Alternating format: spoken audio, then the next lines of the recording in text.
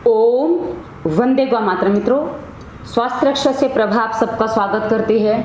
मित्रों, थायराइड एक ऐसा रोग है जब हो जाता है, यानी कि थायराइड ग्रंथि जब डिसबैलेंस हो जाती है तो इसकी दवाइयाँ एक बार जो शुरू होती हैं वो तो आजीवन खानी पड़ जाती हैं। और ऐसी स्थिति में इसके साइड इफेक्ट जो झेलने पड़ जाते हैं, उसके अलावा इसके लक्षण क्या होते हैं, इसके कारण क्या होते हैं और इसका हम घरेलू समाधान कैसे कर सकते हैं, उसके लिए हमने पहले ही वीडियो बनाया है। इसी वीडियो के डिस्क्रिप्शन में आपको एक प्लेलिस्ट मिलेगी जिसे हमने नाम दिया है दवा मुक्ति। उस प्लेलिस्ट में आप थायराइड पर एक वीडियो और देख सकते हैं, उसमें आपको पता चल जाएंगे रीजन और इसके कारण से जो थायराइड ग्रंथि जो गड़बड़ हो जाती है उससे हमारे बॉडी में क्या डिसबैलेंस होता है, हमारे हार्मोन्स कैसे डिसबैलेंस होते हैं, उसका क्या प्रभाव पड़ता है। माँ नहीं बन पाती हैं स्त्रियां, पीरियड्स डिसबैलेंस हो जाते हैं स्त्रियों में, पुरुष में स्त्रियों वाले लक्षण वगैरह आ जाते हैं। तो हमने सारी बातें वहाँ बताई हैं। अब हम आपको आगे बताते हैं कि आप जब थायराइड हो जाता है तो उसके लिए आपको व्यायाम प्राणायाम कैसे करना है।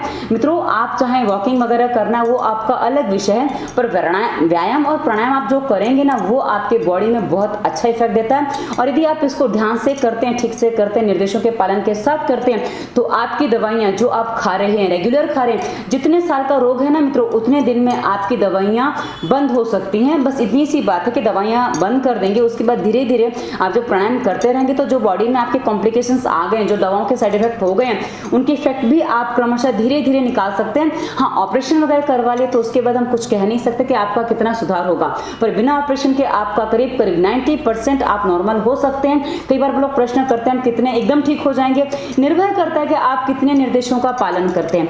अब मित्रों, जो मैं यहाँ अभ्यास बताने जा रही हूँ उसमें जिसमें पेट दबता है, पेट हलचल करता है, यानी कि जो व्यायाम है वो सब भोजन के पहले आप कभी भी कर सकते हैं, भोजन के पहले, और ज़्यादातर सूर्योदय से पहले करें तो ज़्यादा अच्छा है, क्योंकि सूर्योदय से पहले का व्यायाम प्राणायाम बहुत अच्छा असर देता है। और साथ ही आप पानी पीने के 15-20 मिनट बाद कर सकते हैं। पेट में थोड़ा हल्कापन रहना चाहिए, नहीं तो आपको क्या होता है ना, पेट भारी होता है तो समस्या हो जाती है।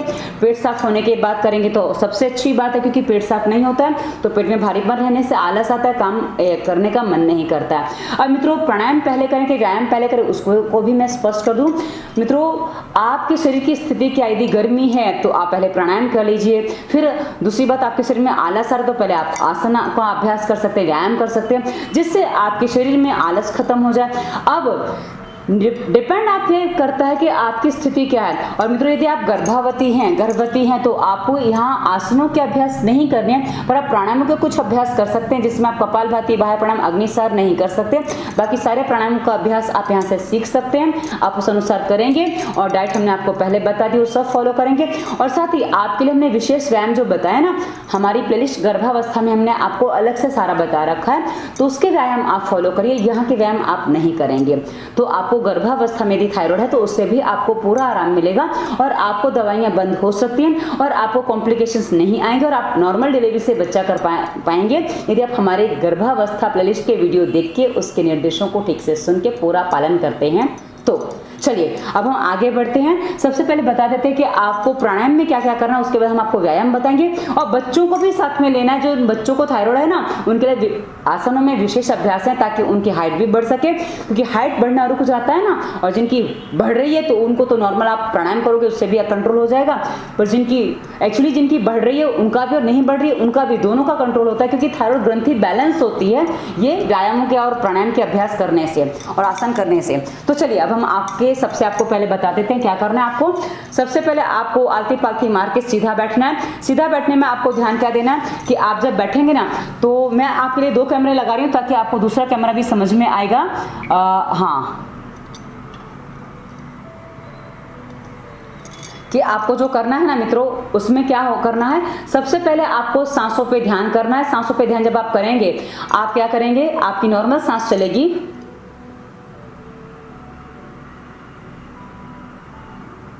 इसे हम भस्त्रिका कहते हैं। भस्त्रिका में आपको छाती में सांस भरनी है और उसके बाद आपको सांस नॉर्मली लेके छोड़ देनी। कैसे,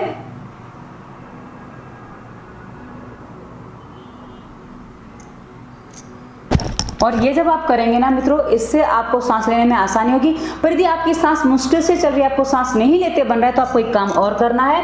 आपको क्या करना है, हमने पहले वाले वीडियो में भी बताया है कि आपको क्या करना है, नाक में घी या तेल कुछ लगा लीजिए। यदि आपके घर में कोई परफ्यूम वाला तेल वो नहीं लेना है, बादाम रोगन है वो लगा लीजिए, नारियल का तेल सिंपल तेल है वो लगा लीजिए, और नहीं तो रसोई में घी तो रखा ही है, उसको 2 बूंद ऐसे गुनगुना करके ले लीजिए और इस तरीके से आप ले लीजिए। उसके बाद इसको आपको नाक में लगाना है, इस तरीके से लेके नाक के अंदर। इससे क्या होगा ना, आपके नाक की ऑयलिंग हो जाएगी तो आपको सांस लेने में आसानी होगी। सांस लेने से ही आपको पता चल जाएगा कि आपको लगाने की जरूरत है। और अब आप लगाने के बाद सांस लेके देखिए और आप इसको करके देखिए कैसा लग रहा है। आपको पता चलेगा आपकी सांस पहले से आसान हो गई है। ठीक है, अब ये भस्त्रिका हो गया। आराम से करना है, बहुत आराम से करना है। हाँ, कफ वाले रोग हैं तो जल्दी कर सकते हैं, गति से बढ़ा सकते हैं। कैसे? पर ध्यान रहे मित्रों, चक्कर नहीं आने चाहिए। उसके बाद आपको क्या करना है, कपालभाति प्राणायाम करना। कपालभाति जो प्राणायाम आप करेंगे ना, उसमें आप ध्यान रखेंगे कि आपका जो पेट है, पीठ पूरी सीधी होनी चाहिए। आपके यहाँ कपड़े में सलवटें नहीं आनी चाहिए। आपके से सलवटें आ रही हैं, इसका मतलब है आप सीधे नहीं बैठे हैं। तो आपको क्या करना है, और नॉर्मली आप क्या करेंगे, सीधे बैठेंगे।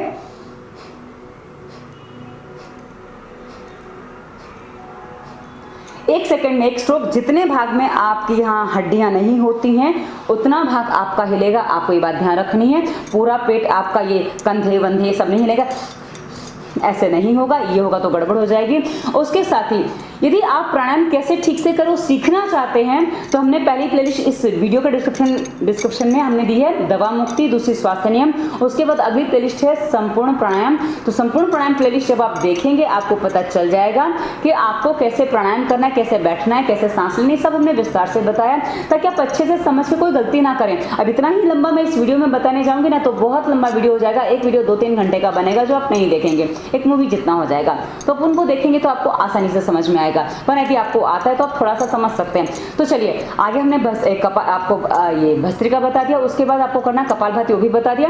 अब आपको आता है बाह्य प्राणायाम। बाह्य प्राणायाम जो आपको करेंगे ना, है ना मित्रों, उसमें आपका ये जो हिस्सा है ना, पूरा जितने में हिस्से में आपका हड्डी नहीं है वो पूरा अंदर जाएगा। कैसे? सांस भर के सांस छोड़ के कैसे करना है। उसके बाद सांस छोड़ देंगे और उसके बाद पेट अंदर,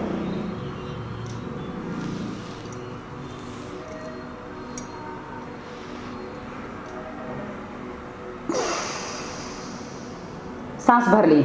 अब मित्रों ये मैं ज़्यादा करके नहीं दिखाऊंगी क्योंकि इसको मैं इतना ही करती हूँ, इससे मेरे शरीर में गर्मी बढ़ जाती है। आप इसको समझ सकते हैं डिटेल में, संपूर्ण प्राणायाम प्लेलिस्ट में आप समझेंगे। और उसके बाद अग्नि सार क्रिया होती है, कैसे करना उसको, सांस भर के सांस छोड़नी है,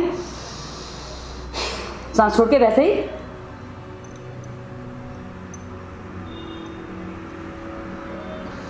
मैं ज़्यादा नहीं करूँगी। डिटेल में समझने के लिए आप वहाँ देख लीजिए, आपको डिटेल में समझ में आएगा। अब आगे बढ़ते हैं मित्रों। इसके आगे हमें क्या करना है, उज्जाई प्राणायाम करना है। उज्जाई प्राणायाम जब हम करते हैं मित्रों, उससे गले में आवाज़ निकलती है, गले से एक आवाज़ निकलती है। गले से आवाज़ कैसे निकलती है, सांस भरेंगे और सांस भरते समय आवाज़ निकलेगी। और हाँ, सांस भरेंगे मतलब ये ऊपर आएगा। आप दोनों कैमरे में देख पाएंगे, आपको दोनों कैमरे साफ दिखाई देंगे क्योंकि मैं एक को छोटा एक बड़ा को बड़ा करके देने वाली हूँ, ऐसी मेरी आशा है। मैं 2 को लगा रही हूँ। हाँ चलिए, ऐसे करना है, सांस भरते हुए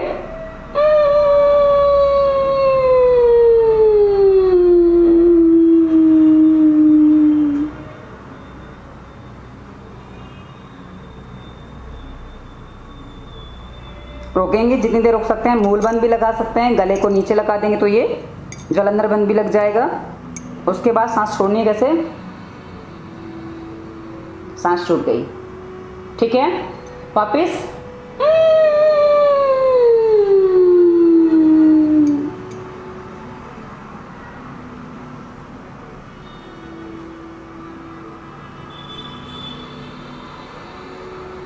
इसमें सांस लेने में छोड़ने में जल्दबाजी नहीं करनी है, आपको बहुत आराम से करना है। प्राणायाम और व्यायाम का जो अभ्यास होता है ना मित्रों, जो आसन वगैरह का, ये सब बहुत आराम से किया जाता है, समय लेके किया जाता है, इसलिए आप इसमें गिन के जल्दबाजी नहीं कर सकते। हाँ, भस्त्रिका आपको 5 मिनट करना है। कपालभाति आपको यदि आपको एसिडिटी ज़्यादा होती है तो आप मुश्किल से 5 से 10 मिनट करें, उससे ज़्यादा ना करें। पर यदि आपको कफ ज़्यादा होता है तो आप इसको, मोटापा है, कफ ज़्यादा होता है तो आप इसको 15-20 मिनट भी कर सकते हैं कपालभाति प्राणायाम को, क्योंकि उससे आपके कफ के रोगों में भी आराम होगा। लेकिन यदि आपको एसिडिटी ज़्यादा होती है, गर्मी शरीर में ज़्यादा बढ़ती है तो आप 5 से 10 मिनट से ज़्यादा कपालभाति ना करें। फिर बाद में आपका बॉडी भी बताएगा कि मुझे कितना करना चाहिए, तो उस अनुसार आप डिसाइड कर सकते हैं। 5 से 20 मिनट बस डिपेंड करता है आपकी कंडीशन, क्योंकि मुझे तो 5 मिनट करना भी अलाउ नहीं है, मैं अपनी बता दूँ। हाँ, इससे मुझे थायराइड भी नहीं है, पर आपको है तो आपको मैंने वो बता दिया। अब थायराइड का जब आप अभ्यास कर रहे हैं, प्राणायाम का अभ्यास कर रहे हैं, तो आपको क्या करना है मित्रों, आपको मुद्रा लगानी है। आपको शून्य मुद्रा लगानी है। मुद्रा कैसे लगेगी आपकी, आपका जो हाथ है ना, आपकी मिडल फिंगर अंगूठे के मूल में आएगी, इसको ऐसे टच कर दीजिए और उसके ऊपर अंगूठे से हल्का सा प्रेशर देंगे और बाकी उंगलियां आपकी सीधी रहेंगी और इस तरह आपकी कलाई घुटने पे आ जाएगी। और इसके साथ आप भस्त्रिका प्राणायाम कर सकते हैं, कपालभाति कर सकते हैं, अनुलोम विलोम में एक हाथ ऊपर आएगा तो एक हाथ के साथ ये मुद्रा कर सकते हैं और साथ ही बाकी प्राणायाम में भी आप मुद्रा लगा के रख सकते हैं। और इसके अलावा आपको यदि समय मिलता है, आप समय निकालते हैं, टीवी वगैरह देखते भी ये मुद्रा कर सकते हैं। और यदि ये मुद्रा में आपके हाथ थक जाते हैं, आपको वीकनेस जैसा फील होता है, तो आप ये शक्ति मुद्रा लगा सकते हैं। अंतिम दोनों उंगलियां अंगूठे को टच हो जाएंगी और आप इस तरह शक्ति मुद्रा लगा सकते हैं। ये भी आपके लिए काफ़ी अच्छी मुद्रा है। उज्जाई प्राणायाम आपको 10 मिनट करना है। घड़ी में देख के आप 10 मिनट सांस लेना छोड़ना सब उसमें चलता रहे, पर टाइम पास नहीं करना है। अब आपको मैं आगे बता दूं और क्या करना है मित्रों, आगे बढ़ेंगे। यदि आप ये नहीं कर पा रहे हैं, ये उज्जाई नहीं कर पा रहे, तो छोटे छोटे बच्चे आपने देखा होगा एक आवाज निकालते हैं गले से, कैसे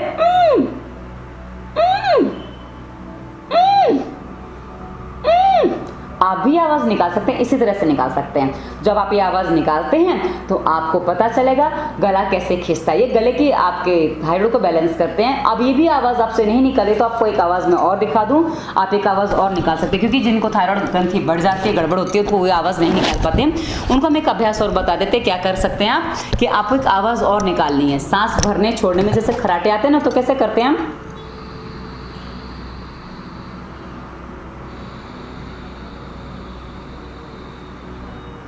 सांस भरते समय कैसे,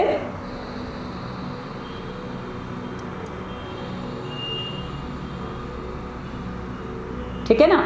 इस तरीके से जब आप देखते हैं, अब आप करते हैं, तो ये भी आपके थायराइड को बैलेंस करेगा। अब ये आप 5 से 15 मिनट ये भी कर सकते हैं। कैसे, सांस भर के आवाज के साथ सांस भरनी, आवाज के साथ सांस छोड़नी है।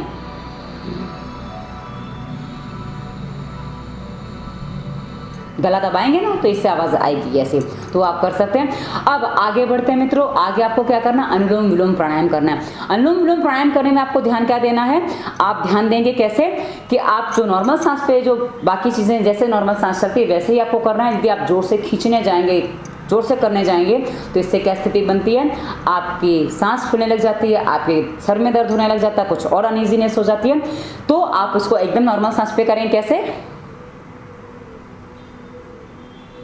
सांस भरी, छोड़ दी, भरी, छोड़ दी,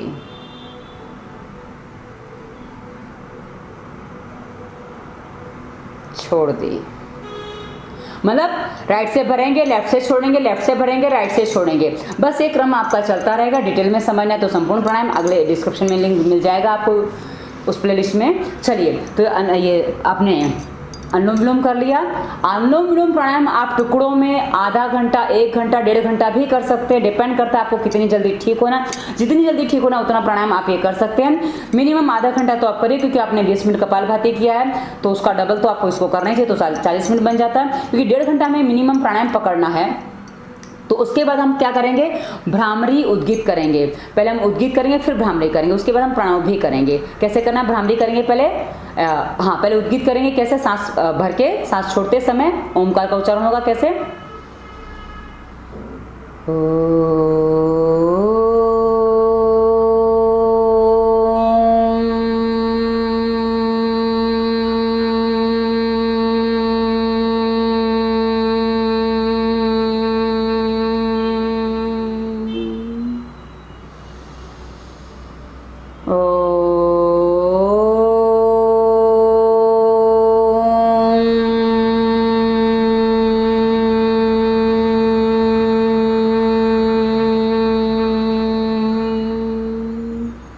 ये आपके मन के तनाव को कम करने में आपकी सहायता करेगा। उसके बाद आप करेंगे आप भ्रामरी प्राणायाम।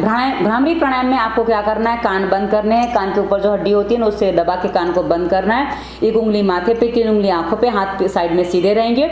उसके बाद सांस भर के सांस छोड़ते समय आपको गले से एक आवाज करनी है। कैसे,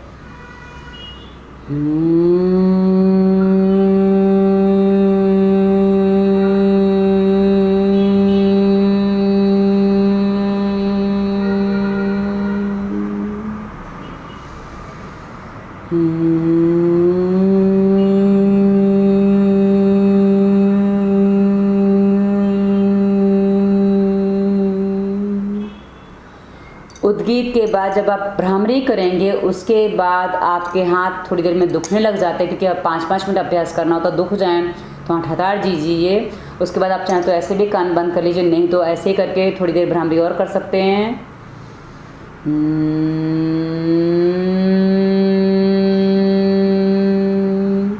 भ्रामरी करते करते आपका मन पूरी तरह से शांत हो जाएगा। उसके बाद जो शांत मन हो गया, उसी शांत मन के साथ अपनी सांसों पे ध्यान करिए।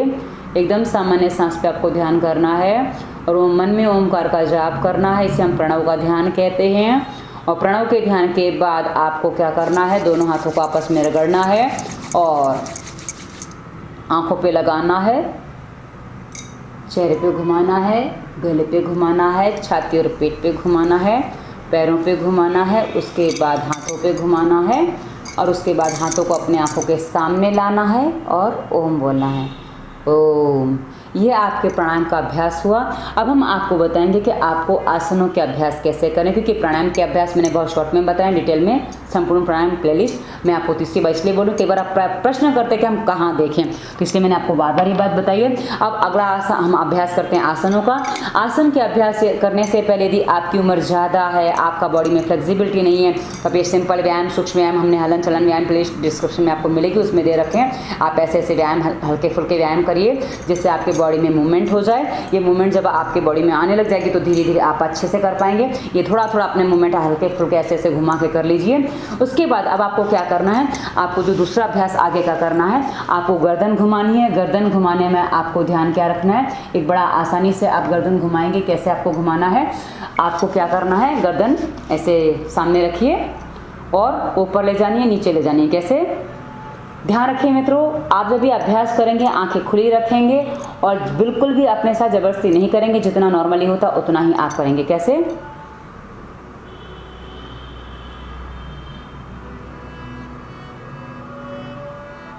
सांस भरते हुए ऊपर, सांस छोड़ते हुए नॉर्मल, और सांस बिल्कुल छूट जाएगी नीचे जाते हुए।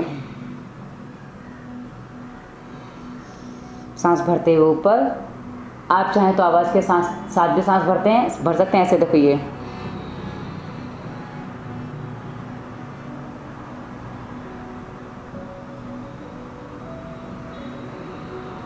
आवाज़ के साथ सांस छोड़ भी सकते हैं। इसको आप 5 से 25 बार कर सकते हैं। उसके बाद आपको गर्दन साइड से यहाँ से उठानी है, ये दोनों साइड से। बाद में हम साइड यहाँ पे करेंगे। कैसे,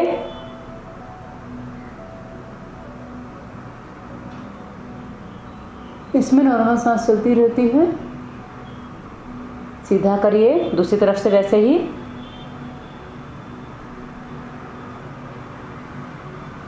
जब आप ये करेंगे ना, यहाँ पे बहुत सारा प्रेशर आने वाला है, क्योंकि आपने यहाँ कभी कुछ किया ही नहीं है। और इससे आपका डबल चिन और जो गले में चर्बी बढ़ जाती है ना, उस सबका समाधान आपको मिलेगा। या 5 से 25 और ये भी कर सकते हैं। ठीक है, उसके बाद वापस गर्दन सीधी कर लीजिए। मैंने आंखें बंद कर ली थी। ये जब अभ्यास करते हैं अपने आप आंखें बंद हो जाती हैं। मुझे इसका, मैं रोज नहीं करती हूँ, बताने के लिए आपको करूँ, इसलिए वो मेरे से थोड़ी सी चूक हो गई है। आप ध्यान रखें। अब अगला अभ्यास हम गर्दन झुकाएंगे। कैसे, ऐसे आराम से। हम आंखें खोल के अभ्यास इसलिए बताते हैं ना मित्रों, आंखें बंद करने से किसी किसी को चक्कर आ जाते हैं, तो आपको समस्या ना आए, इसलिए हम आंखें खोल के बताते हैं। ठीक है, इस तरह से आप इसको करेंगे। उसके बाद आपको क्या करना है, गर्दन घुमानी। कैसे, नीचे रखी, साइड पे ले गए, आंखें खुली हैं, पीछे ले गए, झटका नहीं देना है बिल्कुल भी। गर्दन सीधी, कंधे सीधे, सॉरी गर्दन घूमेगी, कंधे सीधे। आराम से घुमाइए। जितनी बार एक अभ्यास आप एक तरफ से करते हैं ना, उतनी ही बार वो अभ्यास आपको दूसरी तरफ से करना होता है। आप दूसरी तरफ से उल्टा घुमा लीजिए। ये आपके थायराइड को बहुत अच्छी एक्सरसाइज देगा। ठीक है, जितना आप आराम से करेंगे, देखो आराम से करने का मतलब ये नहीं कि आप आलस में कर रहे हैं। आलस करना अलग बात है, आराम से करना अलग बात है, दोनों में बहुत बड़ा डिफरेंस होता है। तो आपको आराम से करना है, ना कि आलस के साथ करना है। इस बात को आपको ध्यान रखना होगा। आलस करेंगे तो फिर आपका ठीक से नहीं होगा, आप अपने रोग को ठीक नहीं कर पाएंगे। सब कुछ निर्भर करता है कि आपकी दवाइयाँ छूटेंगी, आपका रोग ठीक होगा। आप कितने उत्साह से, कितने मन से, कितने एक्टिवनेस के साथ अपने अभ्यासों को करते हैं और कितना ध्यान से निर्देशों को सुन के पूरा पालन करते हैं। तो चलिए, हमने एक अभ्यास आपको बता दिया। ये आपके गर्दन घुमाने का। ये आपसे यदि आगे के अभ्यास नहीं होते हैं तो आप ये कर लीजिए, पर आगे के अभ्यास जो हम आपको बताने जा रहे हैं गर्भवती स्त्रियों को ये कर सकते हैं, गर्भवती स्त्रियां, पर आगे के अभ्यास गर्भवती स्त्रियां नहीं कर सकती हैं। आपके लिए हमने पहले निर्देश दे दिया है, गर्भावस्था प्लेलिस्ट की वीडियो देखिए। चलिए अब आपको क्या करना है, अब आपको सबसे पहले मैं एक अभ्यास और बता दूं क्या करना है आपको। आप ऐसे पैरों के पंजों के बल आ जाइए और पंजों के बल आपको जो आना है ना, ये देखिए आपकी जो पैरों की स्थिति है ना, ये आपको रखनी है, क्योंकि इससे आपका अंगूठा ज्यादा मुड़ता है, और जो अंगूठा मुड़ता है ना, ये जो यहाँ से अंगूठा जो मुड़ता है ना, हमने जैसे आपको हाथों में पॉइंट बताए थे ना, थायराइड के हाथों में पॉइंट होते हैं यहाँ पे, वैसे पैरों में भी होते हैं। तो जब ये मुड़ेगा ना तो ये भी आपके थायराइड के लिए बहुत अच्छा काम करता है। तो डबल काम हो जाता है आपका थायराइड के लिए और गले के लिए, गले की चर्बी के लिए, सबके लिए। तो क्या करना है, आप ऐसे बैठ जाइए और हाँ ध्यान इसमें ये रखना है, यदि आपके कमर में दर्द बहुत ज्यादा है, आपको हर्निया है और ऐसी स्थिति में आपको ये अभ्यास नहीं करना, आप नॉर्मल बस इतना ही करते हो तो अपने सीधे बैठ के कर ले, कोई दिक्कत नहीं है। अब आप कोई समस्या नहीं, और बच्चे हैं यदि आप, तो बच्चे हैं तो आप ये अच्छे से कर सकते हैं। क्या बच्चे फ्लेक्सिबल होते हैं ना, आपको क्या करना है, ऐसे सीधे हो जाइए। उसके बाद आपको क्या करना है, पीछे को झुकना है, पैरों में हल्का सा गैप कर सकते हैं, कैसे, ये आराम से,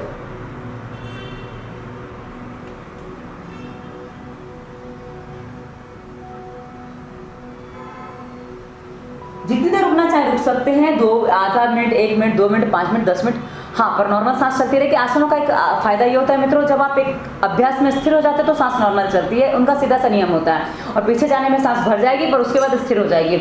अभी आपसे जितना झुका जाए उतना झुकिए, ऐसा नहीं कि जरूरी नहीं कि आप इतना सारा झुक जाएं। और हाँ, एक सावधानी रखें, आप जब ये कर रहे हैं, आपको अभ्यास नहीं है तो आप पीछे कुछ कुशन वगैरह रख लें 2-4, ताकि आप गिरें, डिसबैलेंस हो तो आप उसके ऊपर गिरें, आपके गर्दन में चोट वगैरह नहीं आए। मुझे अभ्यास है तो मुझे पता है, इसे मैंने नहीं रखा, पर आपके लिए मैं सावधानी बता रही हूँ। और वैसे उष्ट्रासन में भी आप रख लीजिए, बाय द वे डिसबैलेंस हो क्या पता। चलिए तो क्या करना है, आपको उष्ट्रासन करना है, दूसरा अभ्यास इसका। उसके लिए क्या करना है, आपको ऐसे पैर पकड़ लेने हैं, उसके बाद गर्दन पीछे ऐसे रहने दीजिए। यह अभ्यास भी आप 30 से 5-10 मिनट कर सकते हैं, बोला नहीं जाता। मुझे आप वीडियो बनाने से मैं ज़्यादा नहीं करूँगी, पर आप करना चाहें तो आप कर सकते हैं। झुकने के बाद नॉर्मल सांस चलेगी। उसके बाद मित्रों 2 अभ्यास आपको और बताऊंगी, क्योंकि हमने पीठ को पीछे की तरफ मोड़ा है, अब हमें पीठ को आगे की तरफ मोड़ना है ताकि अभ्यास पूरे हो जाएं। अब आपको क्या करना है, आपको हलासन और सर्वांगासन 2 आसन और होते हैं जो आपके थायराइड को बैलेंस करते हैं। और मित्रों ये जो थायराइड को बैलेंस करते हैं ना, ये अभ्यास आपकी हाइट भी बढ़ाते हैं, और ये बच्चों के लिए हम बताते हैं जो हाइट नहीं बढ़ती ना, उनके लिए भी हम ये अभ्यास बताते हैं, तो आपको अभ्यास कर सकते हैं। आपको मैं अब बता दूं क्या करना है, आपके हाथ जमीन पे सीधे रख लीजिए, और नहीं, क्योंकि सीधे रखने में कई बार पैर नहीं उठाते बंदे, तो आप उल्टे भी रख सकते हैं, दिक्कत नहीं है। अब क्या करना है, आपको पैर उठाने हैं धीरे से, आराम से दोनों पैर साथ में मिला लीजिए, और उसके बाद आपको उठाने हैं, ऐसे आराम से उठाइए, ठीक है, घुटने सीधे, पैर सीधे। आप देख सकते हैं कैसे आराम से उठ रहे हैं। अब यदि आप मोटे हैं, आपका वजन कम करना है, तो आप ऐसे ही लगा के इससे दीवार के सहारे हो जाइए, और दीवार के सहारे ऐसे रख लीजिए। इससे आपके वजन कम करने में आपको सहायता मिलेगी। आपकी बड़ी उम्र है तो आप ऐसे कर सकते हैं, ज़्यादा नहीं हो तो इतना भी कर लीजिए, ये भी आपको काफ़ी आराम देगा। ये पेट की चर्बी को कम करेगा और आपके पाचन शक्ति को सही करता है, और सब ठीक करता है। अब यदि आपको हलासन करना है, पहले मैं हलासन बता रही हूँ, इसको अर्ध हलासन कहते हैं। हम पहले पूर्ण हलासन करेंगे, उसके बाद मैं आपको सर्वांगासन बताऊंगी कैसे करना है। अब इसको ही ऊपर ले जाना है धीरे से। आप चाहें तो यहाँ सहारा भी दे सकते हैं उठाने में, मुझे सहारे की जरूरत नहीं पड़ती, इसलिए मैं ऐसे ही सीधे ले गई, और आप इसको पीछे टच कर दीजिए। अब आपसे जितना जाता है, जैसे मैंने बोला पहले उतना कर लीजिए, फिर इतना जाता है तो इतना करिए, फिर धीरे धीरे धीरे बच्चे करेंगे ना तो कर पाएंगे। घुटने सीधे रहने चाहिए, घुटने मोड़ नहीं देना, घुटने मोड़ दी तो ये पूरा काम नहीं करेगा, वो फिर गड़बड़ हो जाती है उसमें। तो आपको पूरा ऐसे लगा देना है पीछे, और फिर आप चाहें तो हाथों से अपने पैरों को ऐसे पकड़ भी सकते हैं। ये पूर्ण हलासन हो गया, इसको हलासन कहते हैं, ये पूर्ण हलासन है।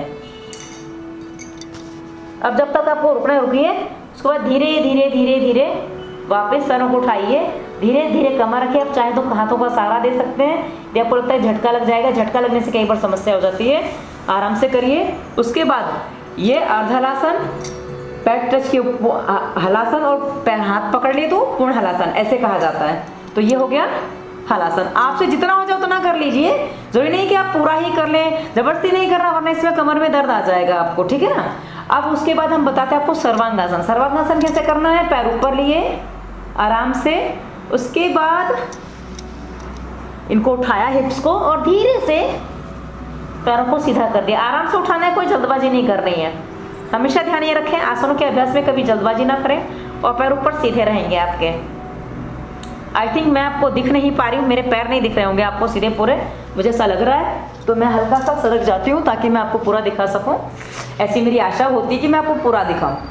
चलिए क्या करना है, ये उठा लिया, उसके बाद आराम से झटका नहीं देना, झटका देने से मैंने कहा ना डिसबैलेंस हो जाता है। अब इसको भी आप 5 से 15 मिनट 20 मिनट भी कर सकते हैं, पर डिपेंड करता है कि आपका अभ्यास कितना है।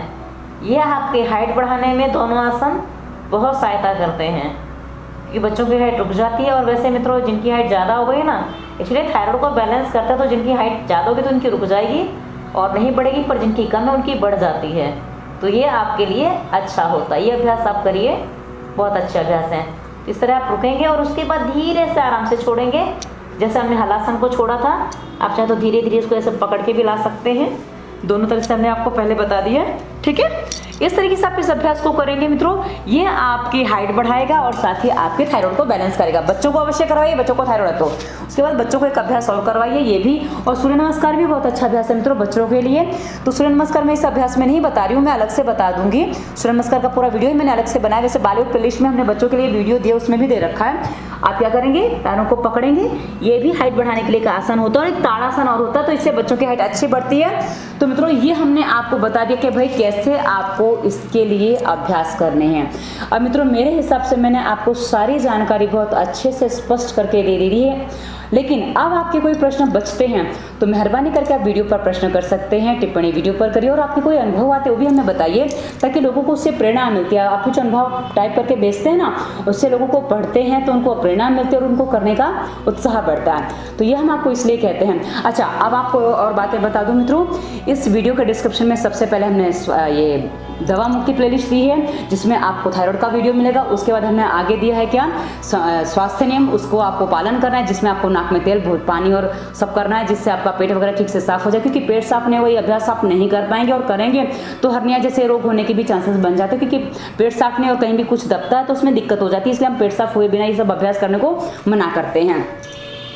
उसके बाद अगली प्लेलिस्ट हमने जैसे कि कहा संपूर्ण प्राणायाम दिए, जो आप प्राणायाम हमने सिखाया है, बताया है, आपको आता है तो ठीक है, नहीं आता तो आप वहाँ से पूरा डिटेल में सीख सकते हैं। हलन चलन व्यायाम में हमने सूक्ष्म व्यायाम वगैरह की प्लेलिस्ट दी है, तो वो आपको वीडियो देख सकते हैं। और डिस्क्रिप्शन में इंस्टाग्राम, फेसबुक, ट्विटर और नंबर भी मिल जाएगा। आप हमें कहीं भी प्रश्न कर सकते हैं, अपॉइंटमेंट चाहिए वो भी ले सकते हैं। और साथ ही हम मोटिवेशनल थॉट्स वगैरह जो इंस्टाग्राम, फेसबुक पे डालते रहते हैं, वो आप पढ़ेंगे तो इससे आपको जीवन के निर्णय लेने में और जीवन जीने में काफ़ी सुविधा होती है। तो वीडियो कैसा लगा अवश्य बताइएगा और कमेंट अवश्य करिएगा कैसा लगा उसके लिए। धन्यवाद। वंदे मातरम।